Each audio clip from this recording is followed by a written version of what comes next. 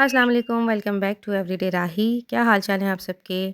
अच्छा, एक बात तो बताएँ, क्या आपके साथ भी ऐसा होता है कि किसी शहर को छोड़ने के बाद उसके कुछ खाने, उसकी कुछ बातें आपकी यादें बन के रह जाती हैं? तो हमारे साथ भी कुछ ऐसा ही है। तो जबकि कराची से वापसी में अब कुछ ही दिन बाकी रह गए थे, तो हमने सोचा चलो कुछ चीज़ों से जो है वो दोबारा से मुलाकात कर ली जाए।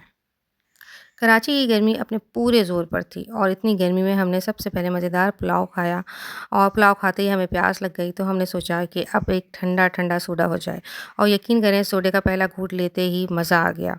इसके बाद हम निकल गए अपनी फ़ेवरेट जगह की तरफ जहाँ की चाट और लस्सी हमें बहुत पसंद है।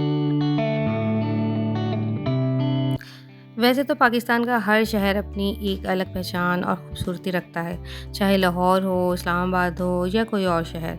हर जगह की अपनी ख़ास चीज़ें हैं, अपने जायके हैं और अपनी बातें और अपनी यादें हैं। लेकिन एक बात है, जब आप किसी शहर में पैदा होते हैं, वहाँ बड़े होते हैं, तो उस शहर से एक अलग ही ताल्लुक़ बन जाता है और हमारे लिए वो शहर कराची है।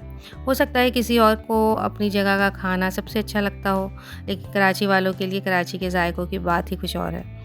कराची की ख़ास बात है कि आप कोई भी चीज़ ट्राई कर लें, चाट हो, लस्सी हो, पुलाव हो या कोई भी स्ट्रीट फूड आप ट्राई करें, कोई स्नैक्स ट्राई करें, तो बस दिल यही कहता है कि वाह! मज़ा आ गया। ये बात शायद कराची में रहने वाले लोग ही अच्छी तरह समझ सकते हैं।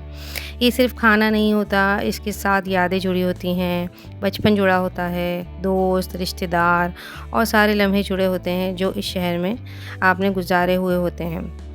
इसलिए जब भी कराची आते हैं तो दिल करता है कि हर वो चीज़ दोबारा खाई जाए जो हमने बरसों बहुत पसंद किया था और शायद इसी का नाम अपना शहर होता है, जहाँ की हर चीज़ आम होते-होते भी ख़ास लगती है।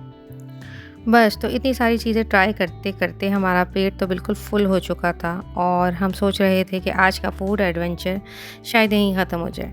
लेकिन असल कहानी तो अभी बाकी थी।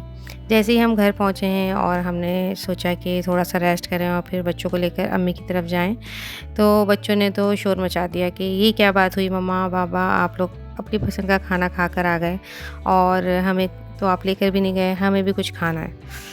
तो फिर क्या हुआ, फिर हम बच्चों को लेकर निकल पड़े, उनकी पसंद की चीज़ें खिलाईं, तो बस इनके चेहरों पर खुशी देखकर मज़ा ही आ गया। कभी-कभी बच्चों की छोटी-छोटी खुशियाँ पूरा दिन बना देती हैं। इसके बाद हम अम्मी के घर पहुँच गए।